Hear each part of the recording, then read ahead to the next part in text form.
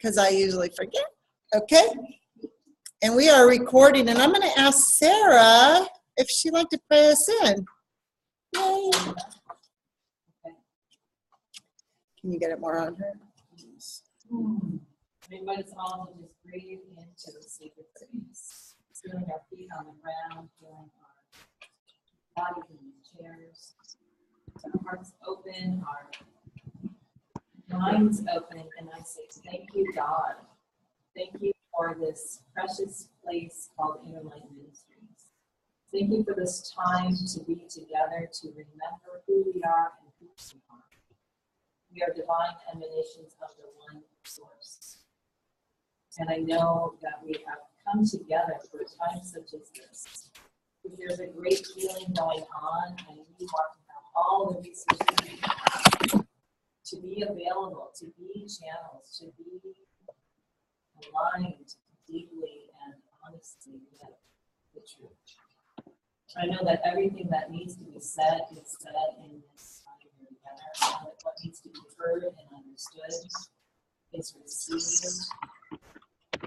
I know that Rev Deborah is here to speak the truth, and we are here to hear the truth. So thank you, God, for giving us this opportunity to grow, to giving us this opportunity to heal, and for us all to be the beacons of light that we have come here to be. I know all is well. I use this word with gratitude.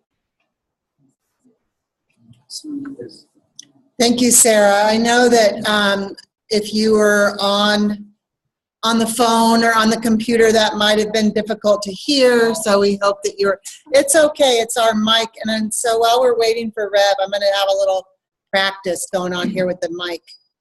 I can hear, and when we don't do that, they just are in silence, and it doesn't help them. Yeah. So as loud as Reverend Deborah speaks, we have to speak even louder than that to be heard. Further away. We're further away. How's that online? Is that better? You want to give me a thumbs up? Can you hear now? Okay. All right, I think we got it better switched the mic. All right, so we're going to start with gratitude. Okay. Is there anyone online or on the phone that you'd like to share your gratitude? If you're on the phone, you press *6. Love to hear what you're grateful for. Crickets. No one's grateful for anything out there?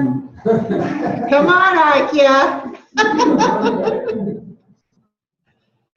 No? All right, I'm going to give you a minute to figure out what you're grateful for. Carolyn, were you wanting to share? I can. Okay. Ikea? So I'm grateful for being here and taking the steps. It seems like every day is filled with, so, I don't know, energy and power and the need to focus. And I just feel very, very blessed and guided. But boy, oh boy, what a time this is. I'm so grateful for these calls. Thank you. Thank you. Anyone? Okay, Marilyn? What do I need to do? Just speak a little bit louder. Okay, can you hear me? Mm-hmm. Okay. I'm taking a class at my church, which is Home of Truth, and we're studying the 4 agreements. And I'm very grateful for Don McGill-Ruiz. And I have been doing my best to practice not taking things personally and not making assumptions, which is for me, that's where the rubber meets the road. And what I was aware of, and this is the example I use when I explain this to people, if Van Jones made assumptions about Newt Gingrich from his past beliefs and actions, he would not be able to work together with him in Cut 50.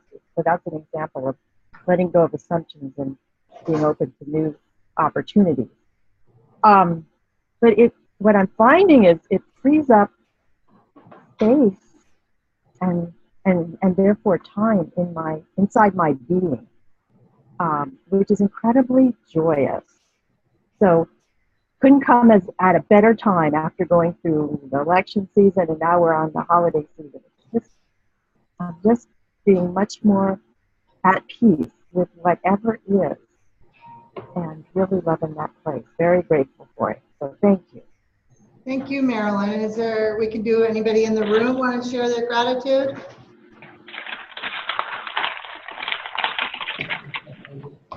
I went to this amazing thing tonight called Mary and Miriam. The quote, among other things, 36 Mary. Hold on a second. Can you mute? Yeah, I'll mute. There we go. The 36 references to Mary in the Quran. So it was a back and forth between the Gospel and the Quran passages, and this wonderful gathering of people from all walks of any spiritual practice or religion. And there were probably about 200 people there. And we were served this wonderful Middle Eastern meal. And between each act, we conversed with the people at our table who most of us didn't know, and talked about our spirituality and talked about the impact of what we were seeing and how that was affecting us as beings on the planet. It was just amazing. And she wants to talk to you, the author. Hallelujah. I have a, Definitely. hey, it's me. So I had a breakthrough this morning I want to share. And who is me? Me is Leah here in SoCal. I was driving, I was carpooling. I carpool a little group of boys to school down in Seaside. And I like the drive because it's beautiful in the morning at the crack of dawn, and it also gives me a lot of time to think. And I was thinking about a repost on Facebook that I saw last night about, I don't even remind me to share because it's not part of my breakthrough, but it was something that he did that was repulsive to me. And I was thinking, I'm going to repost that. And then I was like, you know what? No, I'm not going to repost that. And I was able to go to like a place of compassion, like what caused somebody to feel that way or to say something like that. And so it reminded me of your sermon on Sunday, what we've been here, like I'm one with Trump, so I'm willing to be willing. So I felt like I had a little step further along the continuum that I actually was willing to think about what something could cause somebody to be in a place like that. Yeah. Good. Yeah. I find it very helpful. I don't know, did we start recording it earlier? Yeah. Okay, good. I find it very helpful when I am trying to figure things out. There are some go-to references that I use. One is nature. Just how do things work in nature? The plants, the seasons, how do things grow? How do they change? What do they hold on to? You know, what are their expectations? What's the flow? You know, just nature. And the other is child rearing. And I find that child rearing is just exceptionally helpful in terms of relationships. And not just child rearing, I think of it in terms of if I were a foster parent. If I were a foster parent and the person that I'm having troubles with out in the world came into my group home, what would I see? And it changes the whole kind of shift in perception. So when they're acting out and doing all these other things, am I going to get on the phone and tell everybody about, you know, all the bad things that this kid did? And, you know, it's like, no, I'm going to see through that. And I'm going to realize this kid needs a lot of love. This kid needs a lot of love. And before that kid can even accept my love, I'm going to have to develop some trust with that kid. Well, it's interesting that you say that too, because the particular thing that I was repulsed by was something that he was doing in front of a crowd, and you could tell he was doing it just to get the, like, because he would say, "What do you think of that?" And then they would all, you know, roar that he was awesome. And so it's exactly that. and that's where I was able to go. I was like, what's broken inside of him that he needs to be getting that kind of acknowledgement, you know? Yeah, and it's And it's often, that's the same thing when you're with kids, like why, and I'm able to do that. Like, what are they reaching out for? exactly. Yeah. You know, and you don't personalize it. It's not even about an individual, Uh-huh. because that kid that I have in my group home is going to attract certain kinds of other kids Mm-hmm. that will all wind up at my house. Mhm. You know, it's like at some time or another. Mhm. And what is it that I do with that? And what is it that I see? Yeah. It's really kind of basic spirituality. I refer to it as collude. Do we collude with people's spiritual amnesia? Mhm. You know, do we collude with the consciousness? Because if we accept it, then we become a part of it. It reminds me, and I don't know if I gave this analogy last time here or not. It's like I teach at so many different places, I kind of lose track. But it reminds me of a football game, American football, where it's an interesting sport because it's the only sport that I know of where you have whole teams that are just exclusively offensive or defensive. And in my knowledge, it's the game where the fewest amount of people actually touch the ball. Mhm. So almost everybody on the field is only trying to help somebody else score, or their whole job is just to be a stumbling block. Their whole job is just to be an obstructionist. That's all they train for. They never train to actually like make a goal. They never train to score. Their whole career is just stopping the other people from scoring. Mhm. It's kind of interesting metaphor when you think of it in terms of life. Yeah. And I bring that up to say that it doesn't matter if you are on the offensive team or the defensive team. It doesn't matter whether you're the protagonist or the antagonist. It doesn't matter whether you're the one that's trying to stop, you know, everybody else from doing what they're doing. You're still suited up and you're still on the field playing that game. So, you know, when I tell people like what resists persists, and if all you're doing is trying to stop them and their agenda, you're on their field playing their game, suited up. And it doesn't matter if you're trying to block their goals, you're playing their game. Does this make sense? You're playing their game.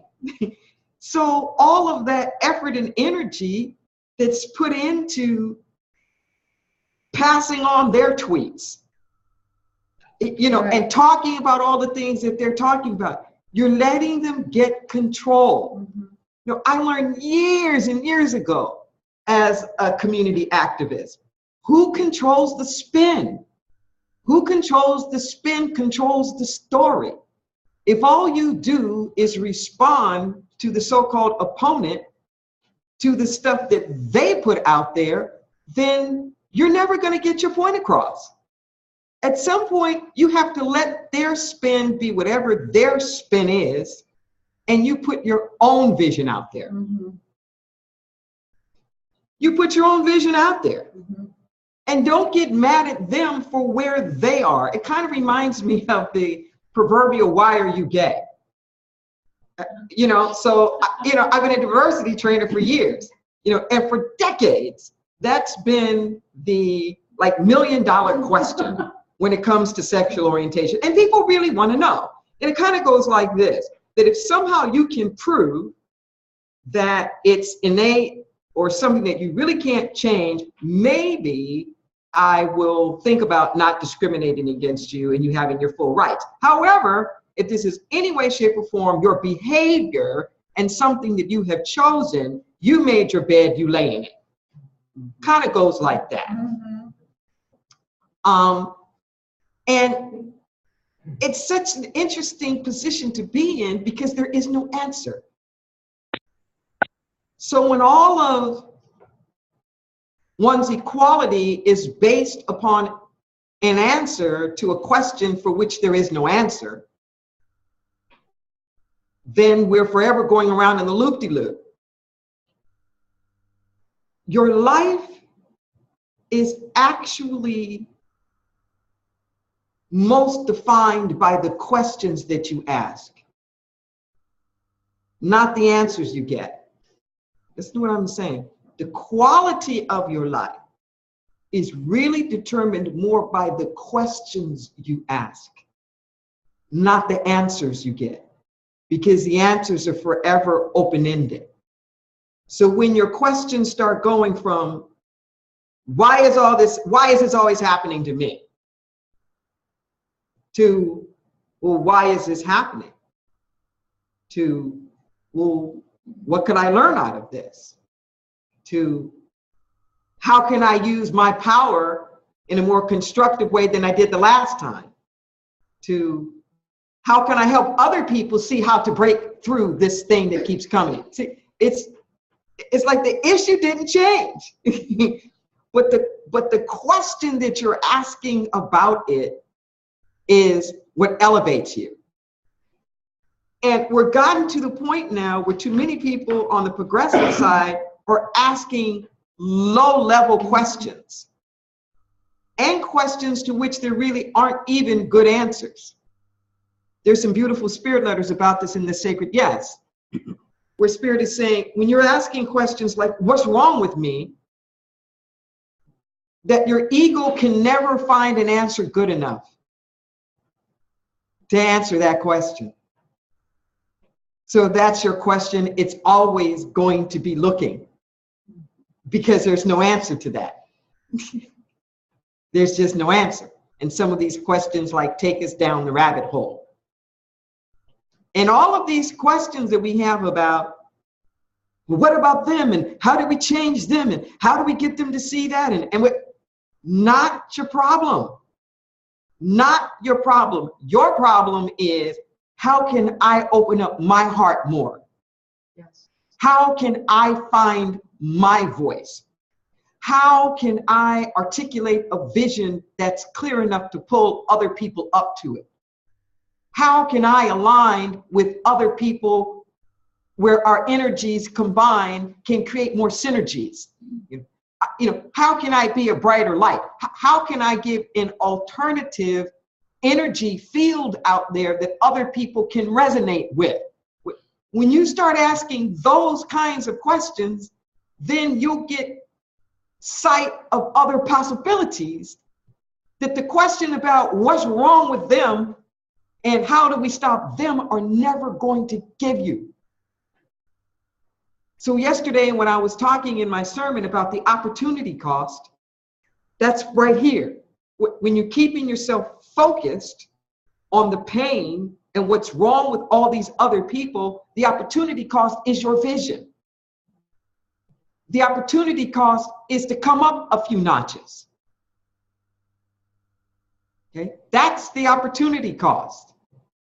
And it's ever so sleight of hand, but I really want you to hear the difference here. At some point, we kind of figured out in the LGBT community that our charge was not how to get more people to stop being so homophobic.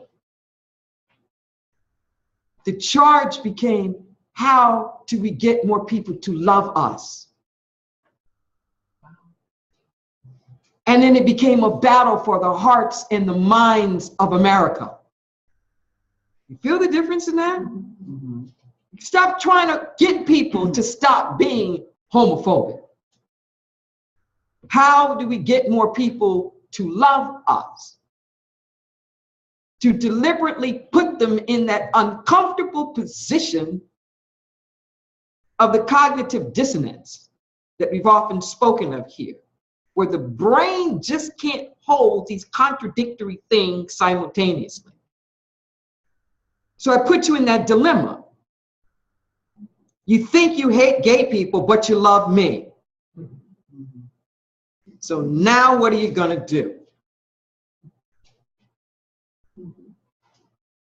You either got to hate me to stay in alignment with the fact that you hate all gay people, or you're going to have to make me some kind of exception. I'm not quite as gay as the rest of them.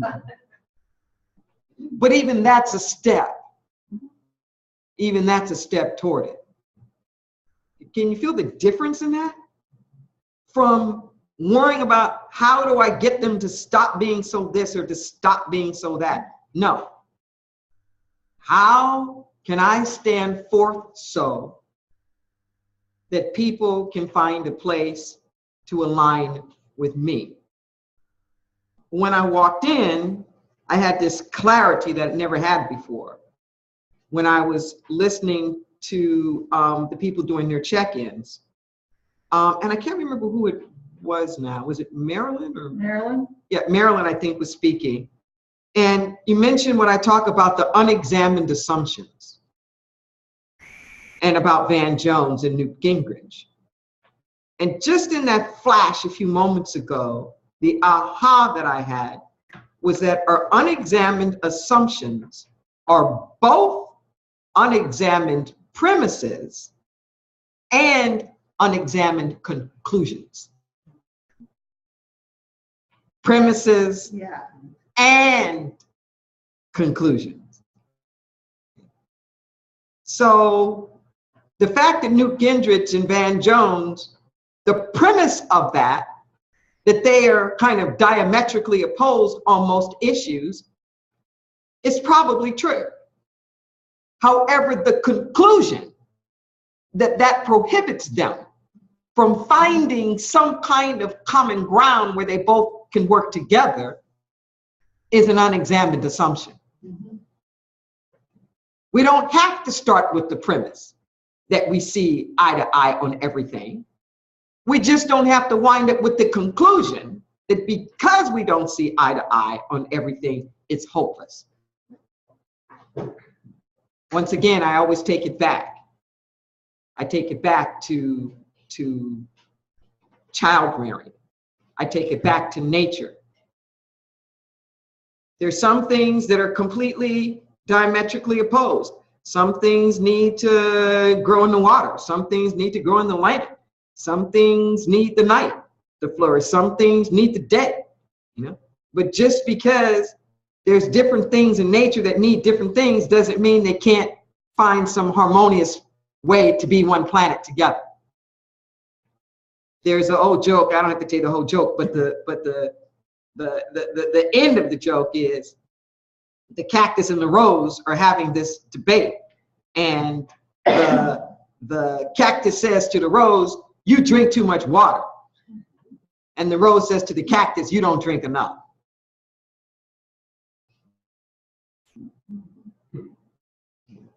But each is according to, you know, their own need. This is good stuff. Does that make sense? Okay. What I'd like to do now is I'd like to open it up, and I'm actually going to time it because there are a lot of people in the room and I want to hear from as many people as possible. So I'm going to put a 3-minute timer on it. You don't have to take the whole 3 minutes. But I want to check in with people and see if there are particular subjects that we have already covered, those of you who've been hanging with me a while here now, that you want to go back on and go deeper, or things that you haven't heard before. Maybe we covered it, but you weren't here, and things that are on your mind. Those are two things that have to do like knowledge base.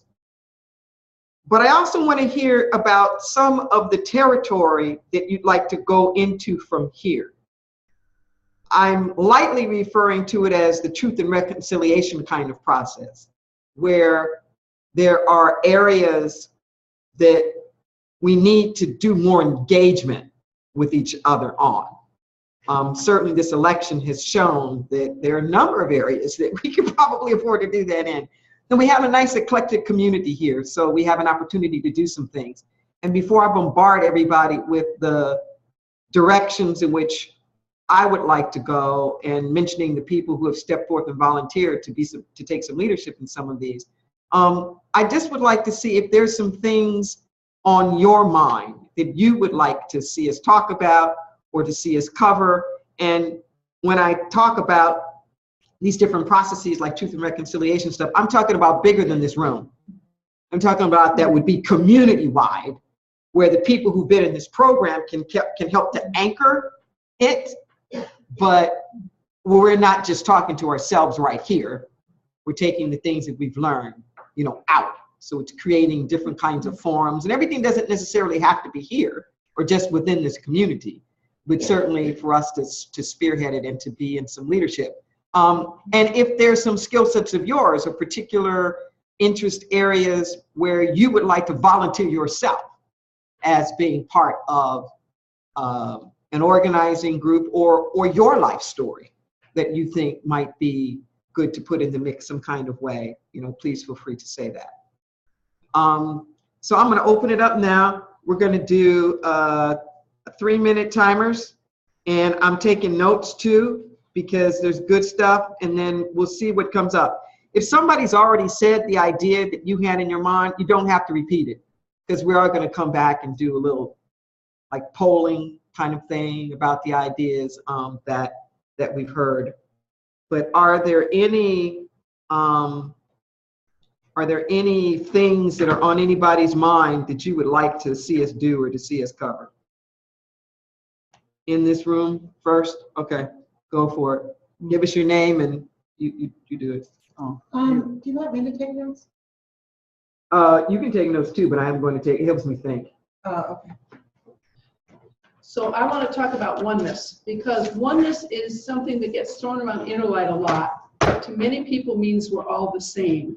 And when you said the other day so clearly, it doesn't mean we're all the same. It means that we're all different, but we can align in harmony, is a completely different concept than I think most people at Inner Light hold when they hear oneness. I did. And I think when we go out into the bigger community, we have to be particularly careful about the idea of oneness, because it does imply if you are not a new thought person, even new thought people get it confused, but if you're not a new thought person, I think the idea of oneness could be worded in a different way. We're all brothers and sisters, we're all part of the human family, but worded in a way that is not as confusing, or it's such a generality that it's almost lost its meaning. So when you defined it the other day, it made a big difference to me, and I think a lot of people would need to hear that. Yeah. You hear me talk about how English is not a language of the spirit. And it's really unfortunate, because we only have a single word for one. But even in the context in which we use it for both the plural and the singular. We use it for a combined, we are one. We're going to get into a place of one as in a united force. But then we also use one in a very singular kind of way. But we can't tell in our language which one we're talking about. And it's problematic, because in scripture, you can tell. You can tell whether it's a unified one or whether it's a singular one in both Hebrew and in Greek. And it is confusing here. And yes, it does mean we got to go a little deeper in explaining what it is we're trying to explain. More precise in our articulation of what we need. Yeah. Okay, I'll take that. All right, anybody else? My name is Sarah, and I would love work around how to hold this consciousness in the face of angry. I did my reach out on Facebook, and the amount of energy of anger response from my Trump family and friends initially really threw me off and had me want to take my toys and go home. And then I was reading in this book that I'm reading that that's a white thing to do, to want it to be nice, to want it to be fun, to want it to all be good. And that's a personal trait of mine too. And I said, I wrote saying conflict makes me anxious, I can't do this. And then I thought, well, after I'm reading this book, which I also highly recommend. It's called Waking Up White. So I'm learning and growing about being white and what that means in this nation of ours and in the world. And so I recognized that I need to reach out to these people and say, I just removed myself from the situation, from the conversation, when I really want to understand, I really want to have this conversation. But how do we do that when we're faced with anger, when, you know, kind of energetic response that we're not accustomed to? I mean, I am being reminded often that you said we need a strong spiritual practice to be here, and it's very, very true. Yes. Yes. We need a strong spiritual practice to be here, definitely. And you may not like my answer, but I would suggest that you don't engage in those conversations right now. I don't think you're ready. And that's okay. Mm-hmm. That the purpose of the reaching out on the Facebook was to let people know that you still love them, and to cut with the hurt and to cut with the estrangement. But there's skills building that needs to take place. You don't go into battle without training. You just don't go into battle without training. You know, the civil rights people, they didn't just go marching. You know, they didn't just get up one day and go marching. You know, they trained. They trained in how do you lock your arms? How do you not get broken? How do you roll? How do you fight off dogs? What do you do when the water hoses come at you? The freedom fighters, you know, sat there and trained and had people spitting at them and putting ketchup on their hair and everything so they could develop the resolve to not lash out when that actually happens. You know, you take soldiers and you simulate the combat before they're actually in it, but you simulate the combat with the friendly fire. Listen to what I'm saying. It's like you go through the drills and stuff with the friendly fire. Okay? And for those who really want to do this work, you know, I'm more than happy to train on it, but you don't just go into it because they're going to eat you up alive. Yes, that's exactly, you said it much better than I did, but that's exactly what I'm saying. Yes. I need skill set. Yes. So here, but remember this. But right now in this group, you know, it's the concentric circle thing, okay?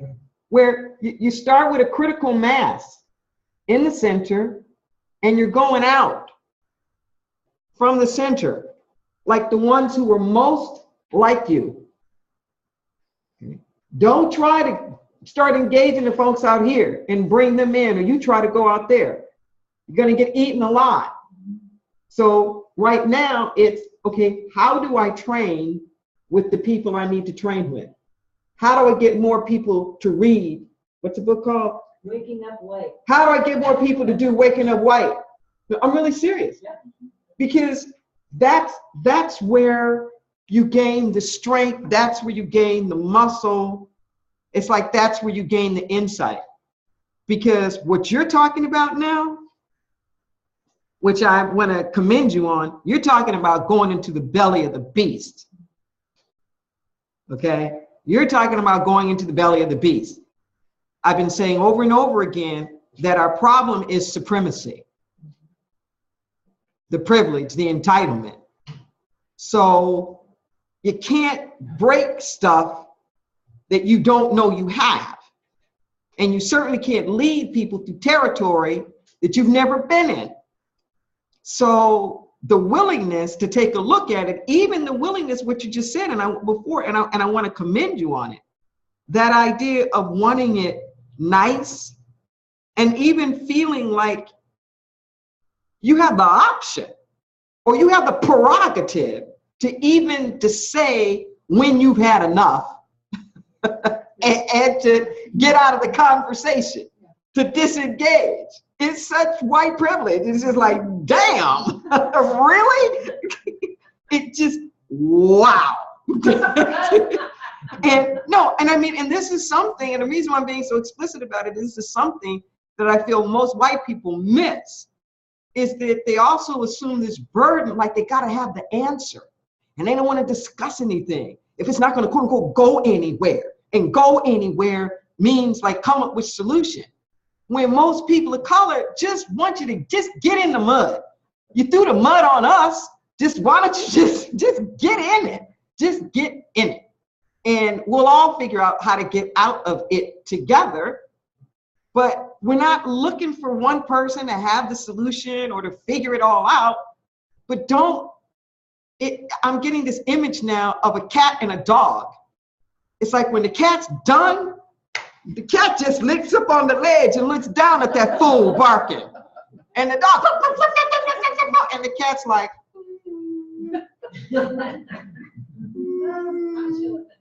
lots of luck. You're locked up.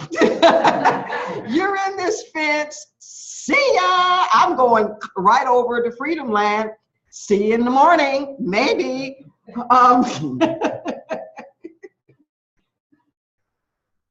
And it's kind of like that. So whereas I can appreciate the enthusiasm, I'd like to switch the attention to how do you engage your Trump friends on Facebook, to how many reading circles can you get and people with you reading that book. And from there you gain the stamina, and from there you gain the stuff that you need to go forward. And it'll happen, ironically enough. So I was talking about at the sermon yesterday about being willing. And I was likening where we are now in this political environment to forgiveness. That you may not actually be at the point of forgiveness. And just asking people, if you really aren't at the oneness, just admit it. Just admit it. Don't act like you're someplace that you're not, because then you don't humble yourself enough to do the work.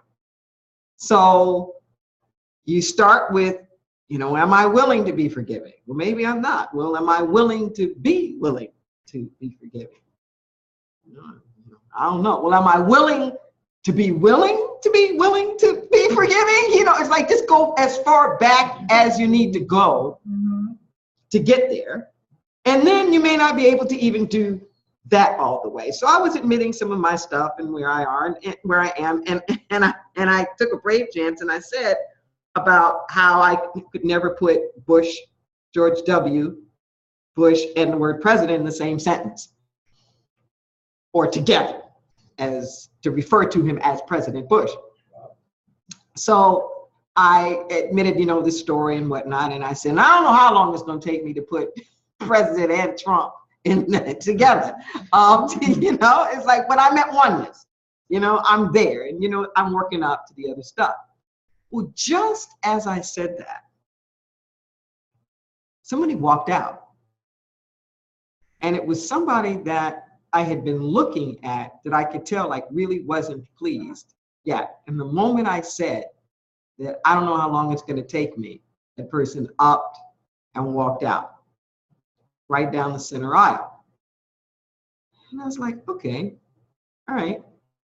And before I could get out of the sanctuary, as I'm de-miking, a woman comes up to me and says how pleased she was with the sermon, and just boom, I voted for Trump.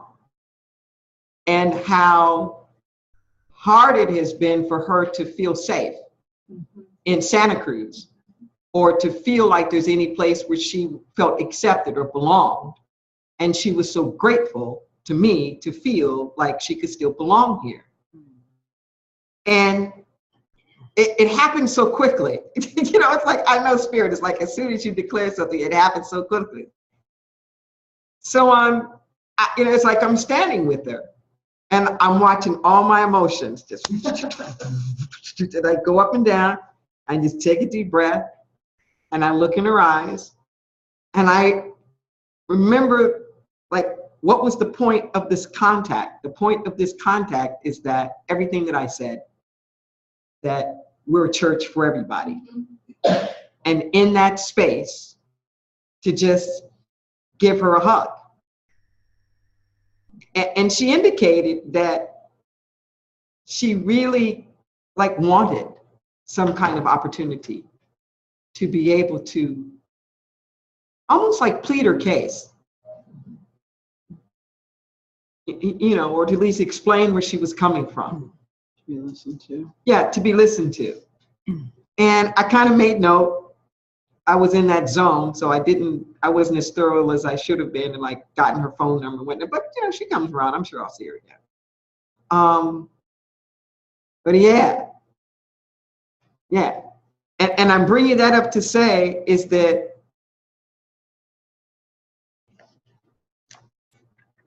they're like the Newt Gingrich and the Van Jones, or how Van Jones is going around to homes of people who voted red and having these dialogues. There's some people who want to be in this center. It may not be with the angry friends, but this center is not an exclusive center. Yeah, so yes, we'll do the training.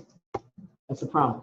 Yeah. You're making it safe for everyone to come into that center space that you just drew. Mm-hmm. And yesterday was the exact prime example of saying, not only to those in the congregation, but to those online, to those live streaming, that this is a safe place. And people need that. They need to hear that. And, you know, the response was exactly what it was meant to be. Someone coming up and saying, thank you. Thank you for allowing me to feel safe. And you've created that. We're all creating that. We're all creating. I can't do it by myself. No, but we're creating that as a community. Yes. As a church community. Yes. And we need to, you know, we need to carry that in our hearts and continue to invite people.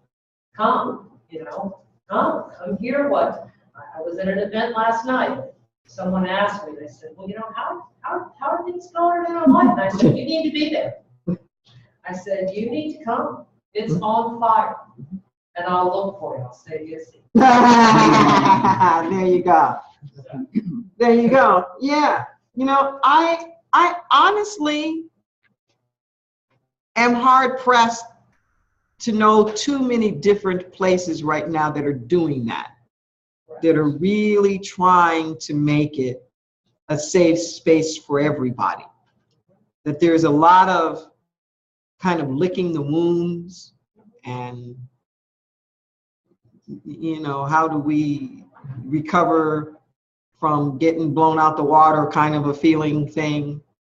And I do find it really interesting, and it's part of that privilege thing, that when progressives get knocked down, they go take their bat and ball and want to go home. When conservatives get knocked down, oh, they get their arsenal and they come back for the next round. That's part of what we see that happened at the polls. Is that, oh no. No. I am not taking my bat and ball and going home. They rally. They do all this stuff I was just talking about. They get that circle and then bam, they come back. Because their vision is so pure. Clear. Let me say clear. Not pure, Yeah. but yeah, let's retry. clear, unwavering, and they have no doubt that they are right. Right. They have no doubt that they are right. they do not believe that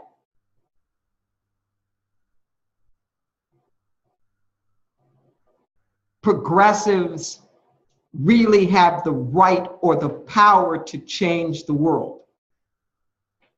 They believe that progressives can take them off course and steer things in the wrong direction, but they really don't believe that progressives can change the course of history as they know it to be. So in their minds, it's just a question of correcting. Like children got keys to the car and have been joyriding. And we need the discipline to come back now and get things back in order. But can you feel the difference in that? It's not the same kind of fear, like, whoa, you know, where are they taking the world? What's going to happen? It's like, no. How do we corral this thing back? And it's that kind of attitude that the progressives need to have. They need to have the same kind of like, look, there is a vision of a world that works for everything. There is a vision of the world, and we're not going to let anybody Shanghai this vision. We got to go back to the beginning, before the wars, before the divisiveness, before religion and the racism and all the rest of that. How do we get back to a more natural way of being? And that's the natural order of things. Not I'm going to take my bat and ball and go home because everybody else has got all the power. One of the things that's been bothering me, concerning me for some time. And your name?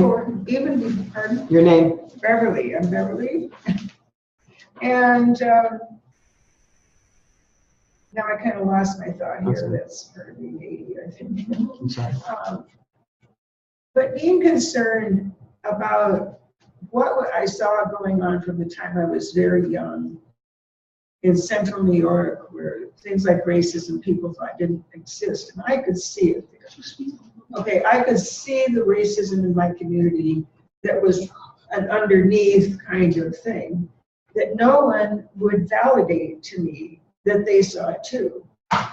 And as I got older and in different parts of the country, seeing those things that happened, seeing the terrible things that happened in the schools in Vallejo when my kids were there. I mean, I don't want to go into all my experiences. We all know the kind of things that have happened. And being inspired by Michelle Norris when she was here at Bookshop Santa Cruz, and she was introducing a memoir that really inspired me, because here's a Black journalist, and she's saying we're post-racism, and I'm thinking, what? But she did say she felt we needed to start having dialogues, not Blacks in their kitchens and dining rooms or whites in theirs, but in each other's, Christians. And I was inspired to do some writing about it. And I had a couple of friends here in the community that were Black women that were willing to travel with me and go into our friends' kitchens and their friends' kitchens and having small gatherings, just 5 or 6 people talking about how they felt about it.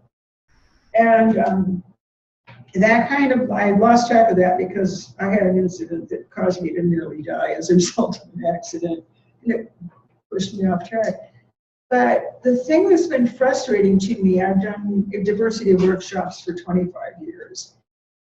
And at first it seemed like there was a real desire on the part of Black friends to help us understand what was going on. And then it was like, I'm tired of teaching you.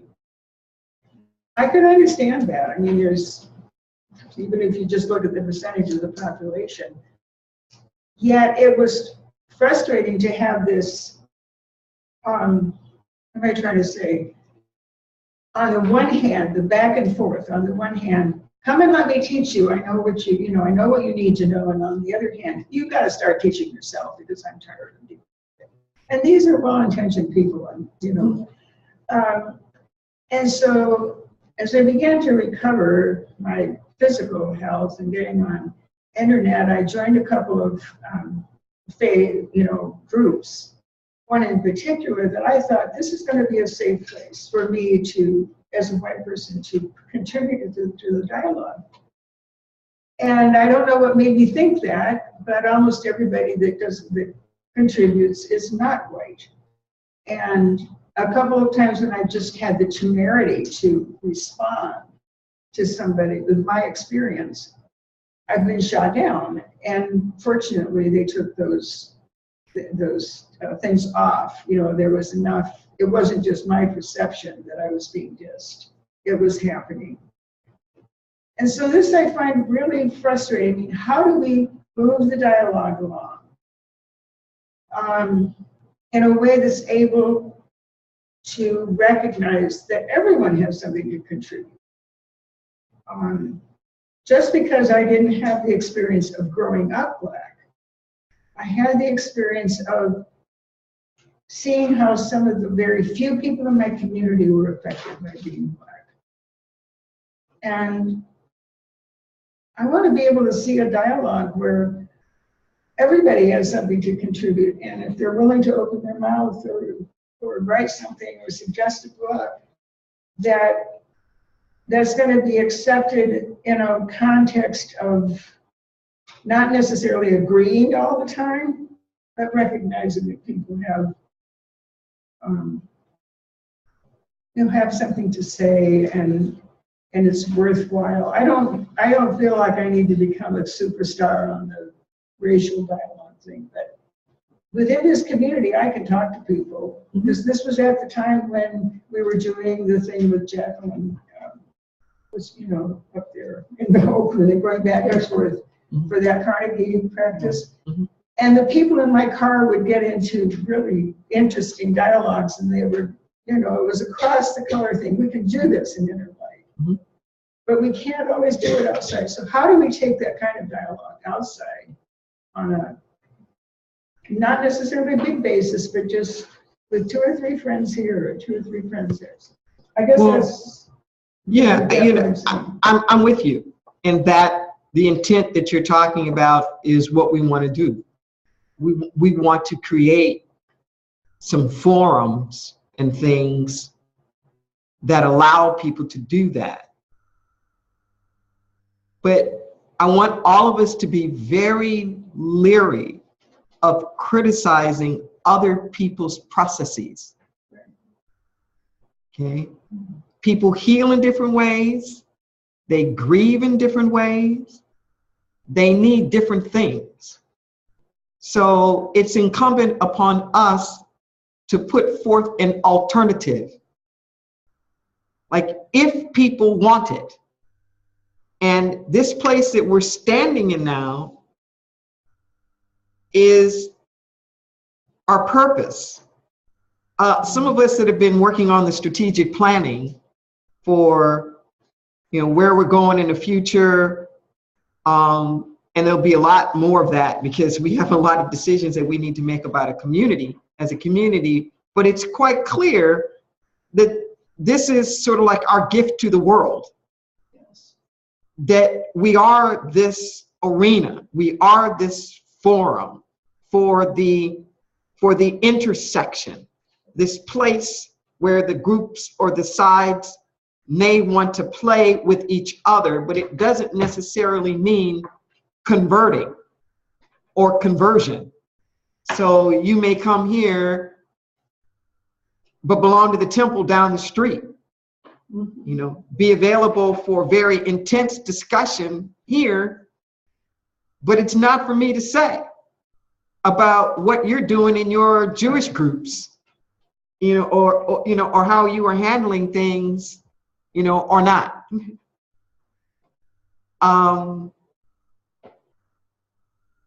And I hear what you're saying about feeling like you're getting mixed messages or some of the Black people saying, you know, hey, we're tired of teaching. It's true. There's no question about it. In the past 25 years, it has shifted. I guarantee you, this is true. And something really happened when Obama got in. There was a massive,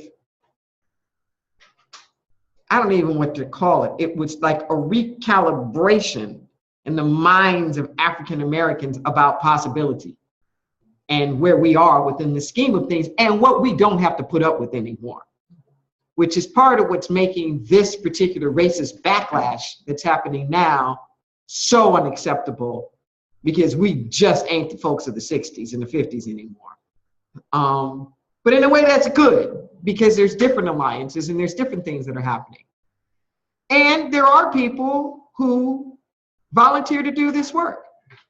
You know, Kaylee, you've mentioned sometimes from time to time about some of the diversity trainings that I've done here.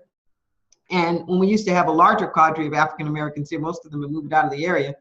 Kind of a problem Santa Cruz always has. But a lot of them didn't want to come. Big time didn't want to. They didn't want to come. You know, I probably had like 10 African American practitioners, or 12 or something like that. And they didn't want to come. They didn't want to deal with it. They didn't want to be in it. And, you know, they did it for me. And they did it for the cause. You know, down with the cause. But they didn't want to do it. And I get that. And there are some of us that do. Just like the Facebook friends. You know, there's some who want to, and there's some who don't. And there's some who do. But I'm not here to criticize where anybody is about anything. But yes, we will develop those forums. And yes, I do believe that absolutely every single person has a contribution that they can make. The thing that we have to be careful of is, it's kind of that line what you were talking about, Kaylee, about this oneness thing. That in our empathy, that I'm not saying you're doing it, but we got to be real careful that we're not coming across so much like, I really get where you're coming from.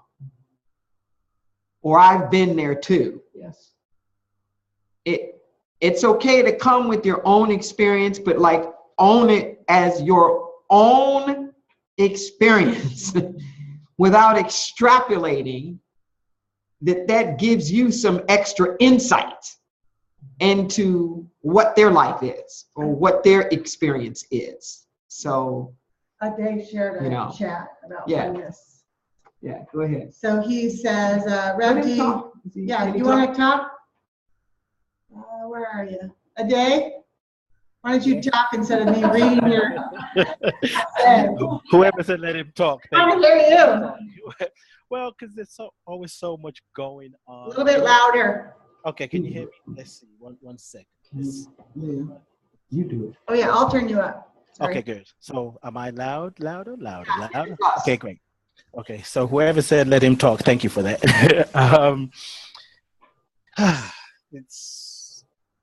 Okay, so what I have in the chat room was more about when. Okay, can you hear me? Yeah. Okay, when Rev D talked about the lady who came to meet you and telling you she voted for Trump, something as I was listening to it, I saw really when we're talking about this journey of oneness, I know for me, there are times where I'm thinking, I'm here to teach people about oneness or help them see that we're one.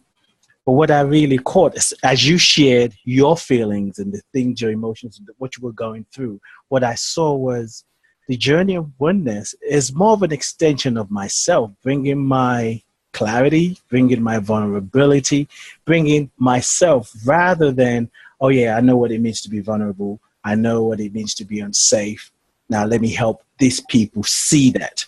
So for me, the shift is recognizing that on the journey, I must not betray myself. So rather than think I want to go tell the whole world and come to the class or learn about oneness and we are one, so let me start with myself. What can I handle now? what is too much for me to really be honest with myself, as well as basically coming from that place of honesty rather than doing the journey of oneness as a duty and obligation of a spiritual thing to do. Yes. Yeah. As long as we still thinking that I'm here to teach you, Yes. we're still in the supremacy thing. Yes. And othering. Yeah, we're still in the othering. My You know. ideas are better. You know, we're still missing it. Yeah. I liked what Ade said about the vulnerability. So Yes. if I just show up with myself, offering to be part of the one, then I'm being more vulnerable. Yeah. We had an event here, the very first event we ever had. We hadn't even started church here yet. That's how new it was. It was a thing called the Sulha Peace Project. It was the first time it was in the United States, and it's this reconciliation between Arabs and Israelis. And it was here at Interlight as neutral territory. The back wasn't paved at the time. It still looked like a big park. This was in late September of 2003. And the whole facility got turned into looking like the Middle East. It was just extraordinary. It went on for days. There were all these dialogues and things that were happening and cultural exchanges. And in one of the tents in the back, there was this artwork that was here, was Hebrew cloths and whatnot. And there was a rabbi in there. And he explained to me how he used to be in the KKK and how his grandfather was the grand poobah. And I couldn't breathe for a moment. And then I was like, can you stay right here for a moment? And up until then, I had been thinking, okay, this is great. I'm glad for all this peace and reconciliation, the Arab and Israeli thing and whatnot. But like, it wasn't like my core issue. So I was playing Switzerland, right? Yeah. And as soon as I thought that to myself, this guy comes up and then it was like, oh shit, this is about me. Oh, okay, you know, they can be doing. So I ran and I got Valerie Joy and I got Reverend Sherry and I got Elaine. I got every black person I could find anywhere on the facility and said, you got to come out here with me. Oh my God, I won't go into all of it, but there has never been a day in my life as it was talking to this guy about his life and his experience and how he got trained and what he used to do and how he got out of it and how his people are still in it. And did it take oneness to just another planet. His story was extraordinary, how he married a Mormon. And the Mormon told him he needed to study with a rabbi because he had so much hate for Jews. And it was out of studying with the rabbi that he got converted to Judaism and became a rabbi. Yes, it was wow. So it's like, oh, at another time, I'll go into the details of that conversation. But I'm feeling you, my brother. I want to say something as well, and I know you've heard it, but I think this is one of those things that must not go unsaid. Is even the insight. One of the things, you know, we can talk about oneness. We can teach about diversity and social justice, which you do very well. But you add an element of spirit, of heart to it that just shifts my mind. It's like it takes what I'm reading, what I'm hearing, and it just downloads it into my soul. So I just want to thank you for not leaving yourself behind as you teach us about oneness. Or share us, open us up to what it means to be an inclusive family. Yeah, that's a better way. Thank you. Yeah. Well, thank you. Thank you. I just want to, my name's Bob, Mm-hmm. and on this whole political thing, I see it as compassion. Where is the compassion? And compassion can be assertive, not aggressive. You're not trying to convert anybody, but you're assertive. You're going to speak up. When these little kids are crying because their parents are going to be deported, that's where you put the energy in projecting out. Yes. Yes, definitely. And I've been taking some of the stuff we've been teaching here and putting them in little snippets now, like 3 to 5 minutes, little selfie video things, and posting them on our website under a branding of Beyond Red and Blue What to Do. There are a few of them that are up there now, and I'm noticing that the one on immigration has, I think, like 7,200 views now. This little 3-minute thing. And I want to just bring this up now because I want to encourage us all to do it. One, like, look at that video if you can. But it changes the conversation. It changes the conversation about, like, the undocumented. And what I am suggesting is that we stop referring to them as the undocumented workers or illegal aliens, like they're from outer space or something like that, but start referring to them now as citizens. That they are undocumented citizens. The very fact that we're using the term worker already acknowledges the fact that they are contributing to the society. And I make the analogy in the little snippet to us in the LGBT community around the thing called marriage. You know, I had my first ceremony back in 1983. We just started calling our relationships marriages, whether they were legal or not. And it got the society used to it. And it's a very different conversation between these people are here illegally, they're undocumented workers. Should they or should they not become citizens? To say, we have a lot of people here who are citizens who are not properly documented yet. You know the difference in that? They're not properly so what can we do to help these people who are already here? It's just like with the marriages. We weren't like asking permission from the law to let us get into these marriages. The question was, when are you going to wake up, smell the coffee, and realize the relationships that we already have are just as much of a marriage as anybody else's? It's the same thing. When are you going to wake up and smell the coffee and realize that these individuals are already citizens, they already have jobs, they're making contributions, and what are we going to do that?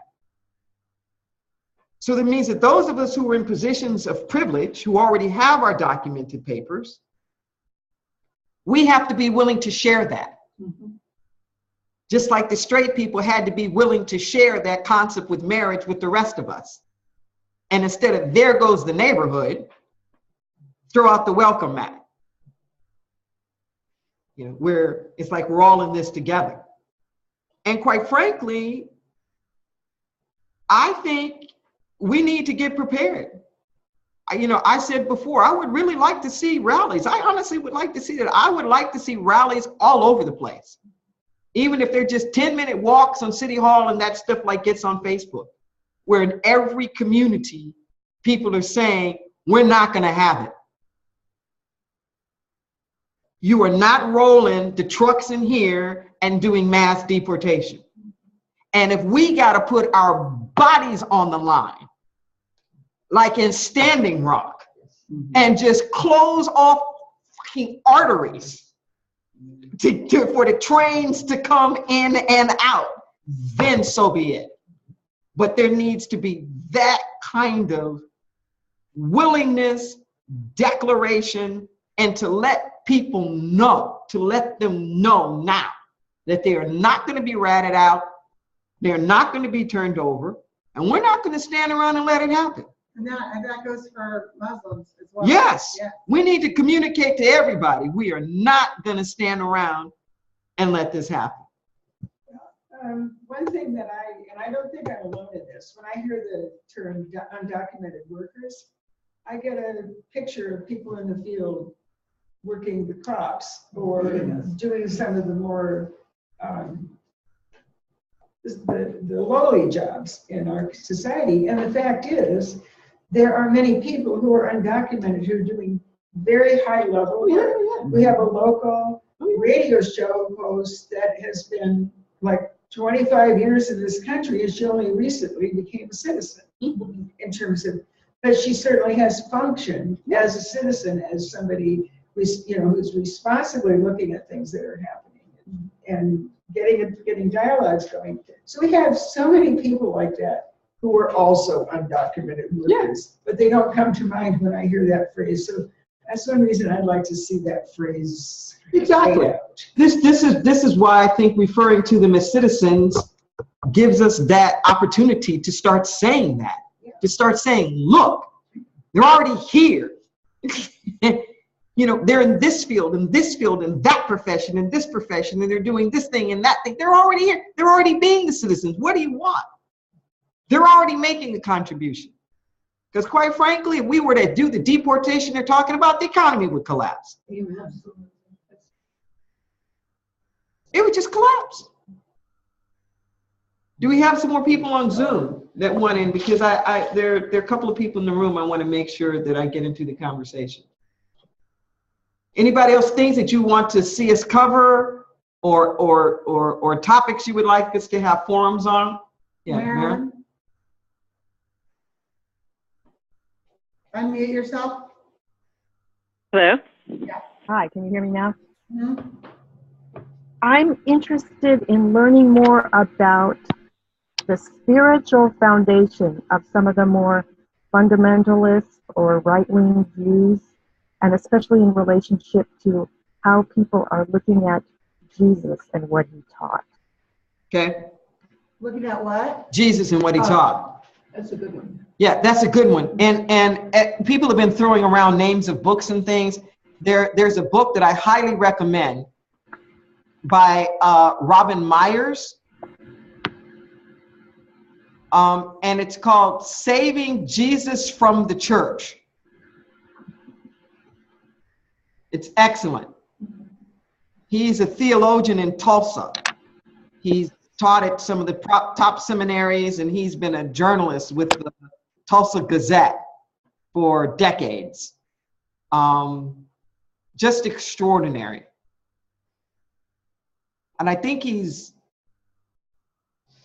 I can't remember whether he's M-Y or M-E, but if you just, Google it, Saving Jesus from the Church. It's a wonderful book that really lays down some of this foundation. And just as an aside, so you know that there's like two Jesuses, at least. There's what they call the historical Jesus and the post-Easter Jesus. No, I'm serious. And that's where we get off sometimes. In which Jesus are you talking about? And the things that we do tend to be more about the historical Jesus, and the fundamentalists are rooted in the post-Easter Jesus, which is I'm about to say it's a constructed theology. Yeah, exactly. Because Jesus wasn't a Christian. Jesus didn't ask people to believe in him before he healed them or anything like that. He didn't say, well, you know what? Hold that thought. In a couple of years, I'm going to die, I'm going to crucify, and I'm going to come back. And if you believe that I'm the Son of God, when I come back, I'm going to heal you. It just like wasn't how that was working. Callie, and then go ahead. I'm Callie. My mom is an activist, and so is one of her sisters. She was a union activist, so I think I've got it in my genes. She also had what you talked about, self-righteous indignation. And you take a combination of a woman who's a feminist, who's got self-righteous indignation, who's an activist for the unions. Oh my God. Well, anyway, she was unstoppable. Mm-hmm. And I'm not quite like that. I'm not quite like that. But what's happened is I'm so excited about this class that I ran with it. And I ran ahead of myself. And I got to talking to 3 different groups of people. And I got them excited pretty much. And now they've all disappeared. They've all pulled into, I don't know what, because I asked them, so what do you think about, this for such a time as this? What do you think about a new world? How would you like to see it? And well, they don't have time to discuss this anymore, and they've got other things going on in their life. And where do they go? I've lost them, and I don't know what to do with that. You didn't lose them. Yeah. You never had them. They were excited. No. They weren't. No. It's like the quick buzz. It's the quick, oh, well, that sounds interesting. That could be whatever, but there were no roots. They didn't have the commitment. You wanted them to. Yeah. You invited them to the party and you got the answer. So just accept the answer. Their answer is, this is not their priority. But don't do the very thing that I'm asking everybody don't do. Don't worry about who doesn't accept the invitation. You put the invitation out there and whoever really wants it will come and will stick, but you haven't lost anything. You didn't have them. It made you feel comfortable to think that maybe these people would join you. But it's like, how many people are excited about joining the gym and then don't show up? How many people buy the product and then never use it? That's just, it's like, are you excited about it? No, not just enough to buy it. But it doesn't tell until I use it. So You're not giving up. No, I know. It's just, I'm just saying to everybody, don't get discouraged. It's like sales. I was about to say it's a sales thing. Some will, some won't. So what? Someone's waiting. Say that again. Some will, some won't. So what? Someone's waiting. I like that. Say it again. Some will, some won't. So what? Someone's waiting. One more time. Some will, some won't. So what? Someone's waiting. Yeah. Oh, that needs to be a bumper sticker, baby. That needs. Wait, can I hear from a couple of people that haven't spoken yet? Catherine, and I'm going to hear. I checked. It's ROBINMEYER. Okay. And that's what I he's thought. written another book called "Why the Christian Right is Wrong." Yes, that's his latest book, I think. That's the latest one. Yeah, I got it on here too. I got to get that one. He is really, really, really, really good. So I know that there are a couple of forums that I really want to do. Some on race relations. Please. Some on geography. We haven't ended the Civil War yet. We're still fighting it. Every election always shows it. And I think there's a lot of healing that needs to be done about the North and the South and the West and the Midwest and it's basically the Midwest and the South and the North and the West that are these like at odd things, with each other. And yeah, there's some deep stuff that's there. There's some people who stepped up that want to talk about their refugee experience, and the undocumented, experience. There's some deep class stuff that I think we need to address. Take advantage of the fact that we have some Vietnamese boat people among us who want to speak and talk, and we have a lot of Vietnam vets that are very hurting too. That's one of those like pimple sores that are there. And I think we can learn quite a bit about what happened with the Truth and Reconciliation process in South Africa. And do you want to share? Yeah. So give us your name and just share a little bit with us. My name is Nicholas Whitehead. I am a former South African, and I was actually one of the first whistleblowers in South Africa. I was working during the beginnings of apartheid, I was working for the South African Broadcasting Corporation as a news sub-editor, including international news about lunch counter sit-ins in the United States. And as time progressed, a lot of these stories about Black uprisings in America were suppressed. I would write the story for the news, and it would disappear into some office, and a phone call would be made to the government in Pretoria, and then the story would be cancelled. So I stayed there a little longer and became a whistleblower about how they slanted the news, how they, so that's my personal story. Before that, I worked in the university in the chemical labs as a technician, and I got to know a couple of ANC, African National Congress, Black people. And the white people who were running the lab objected to me taking some of my lunch breaks with the Black workers. I wanted to get to know the Black workers. My supervisors thought that was a hateful idea, and that I was ostracizing the whites, betraying the whites.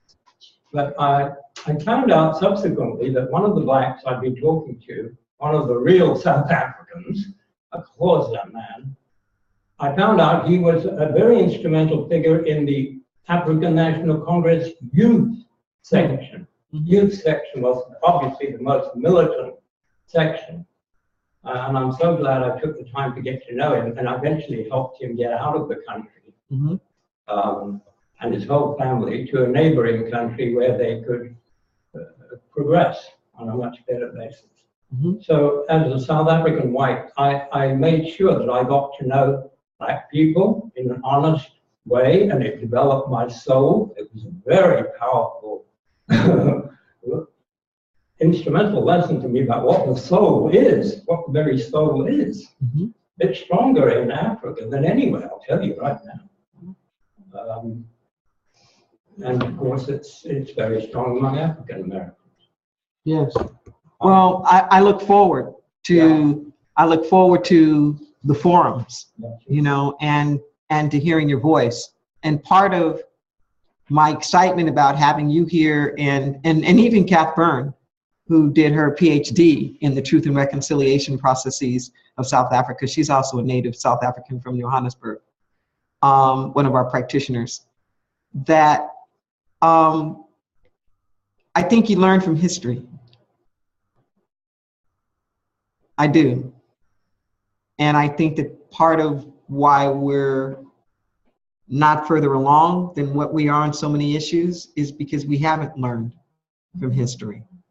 And when we hear that phrase, sometimes we think that it means like we've forgotten, negative stuff and we're repeating it again.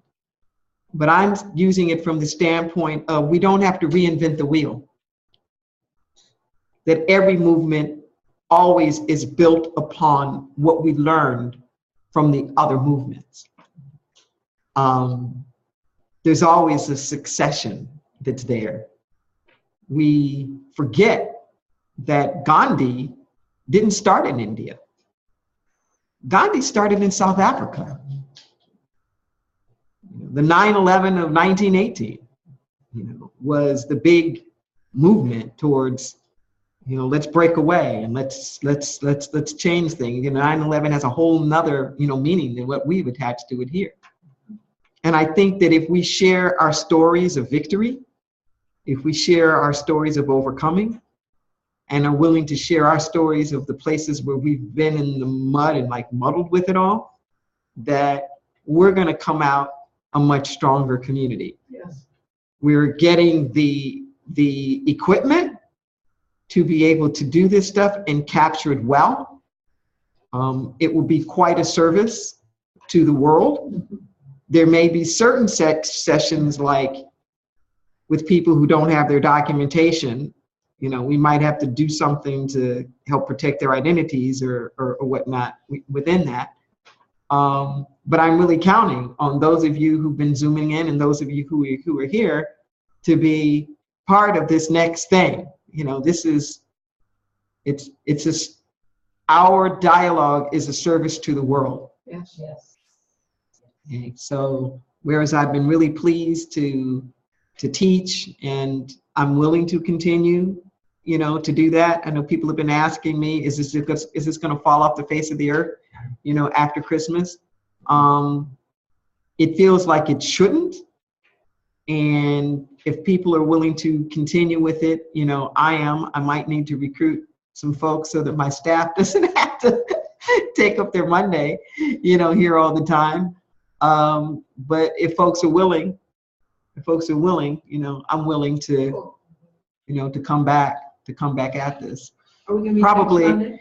yeah, next Monday. Probably take off right at Christmas and New Year's, because just need to do that, and then after next week, pick up again. Okay. So, thank you. I appreciate it. Appreciate all the donations. Those of you who are online, can you tell them what to do? Yeah, you can donate.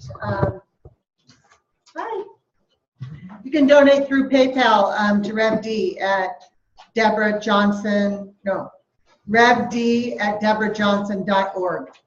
Rev D at DeborahJohnson.org. You can donate through PayPal. Thank you. And so we have one more time here. Let's sing our theme song. So I have the list that people signed last week. If you weren't here, add your name on, or just check, just to make sure that we have everybody, because when we send information out and whatnot, we want to be able to do that.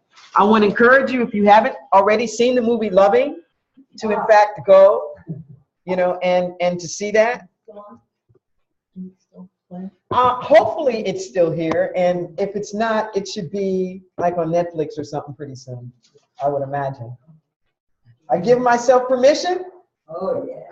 I give myself permission to be all I can be. I give myself permission to live passionate and free. I give myself permission to be all I can be. I give myself permission to live passionate and free. Let us take this conscious